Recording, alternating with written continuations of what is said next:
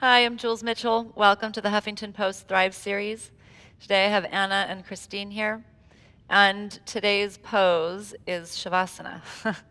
Everybody's smiling at that one. This is probably the most important pose in yoga, and it's one that I find isn't valued enough. It's very easy to get into your regular yoga class and get through all the active poses, give yourself some stretches at the end, and then be done. I see a lot of people walk out of class sometimes for Shavasana. I understand we have schedules to keep, but I always say, take your Shavasana later in the day. If you have really 5 minutes to do a yoga practice, I would recommend this pose. We just don't do it enough in our world. So I'm going to offer two variations of Shavasana to help you be more comfortable and relaxed. Not everybody likes to lay flat on their back for extended periods of time. So Christine's is going to be an easy one, so I'm going to put her into it. She's basically just going to lie flat on her back, and she's going to put a bolster underneath her knees so that she has some support. By elevating the legs just a little bit, she gets a little bit of weight in the back of the pelvis, so there's a broadening and a lengthening of the lower back so that the tissues are a little bit more supported and she can relax. In this situation, this bolster is a little high for her frame, so I'm actually going to place a block underneath her feet. I could go get another bolster if I wanted as well, but just so that now she's not being pulled forward off the bolster, so she's fully elevated. How does that feel? Big smile. You can also cover yourself with a blanket. That's one of my favorite things in Shavasana. For Anna, I'm going to give her a version of Shavasana that's called constructive rest. Go ahead and lie on your back. This is actually a Alexander technique thing, but I really, really like it. It's more of a simple rest pose rather than something you might do at the end of a yoga class. What Christine's doing is Shavasana, end of the yoga class. But this is really nice as well. So go ahead and bend your knees up.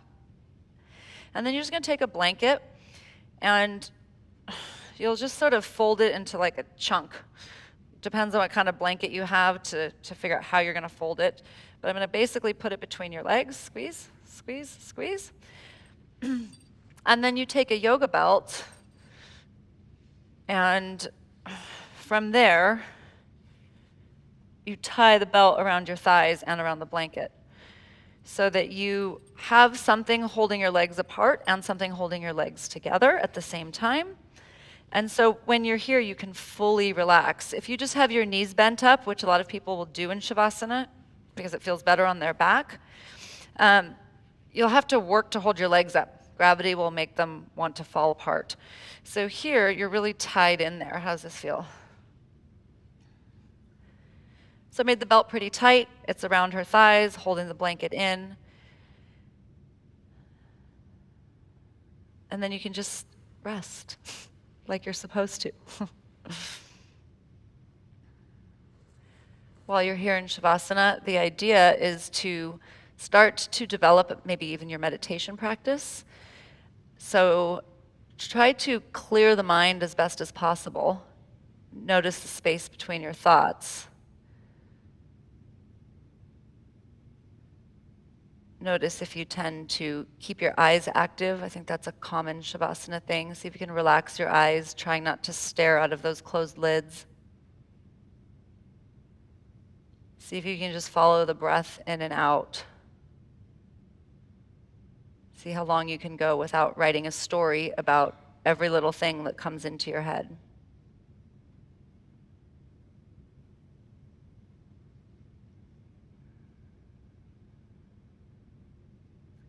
After your yoga practice, Shavasana is great for letting the nervous system process all of the movements that you've done so you can develop your skills.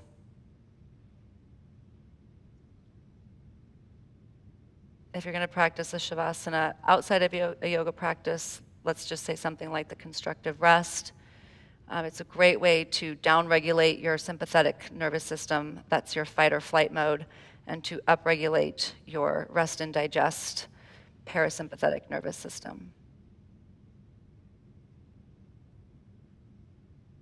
My recommendation for Shavasana Anudaya is usually 15 minutes. I know people think that's crazy, and that's way too much time, but I really challenge you to give yourself that amount of time. At least 7 to 8 minutes. If you can, 15. Thanks for tuning in to your daily dose of yoga. We'll see you here next week or on udaya.com.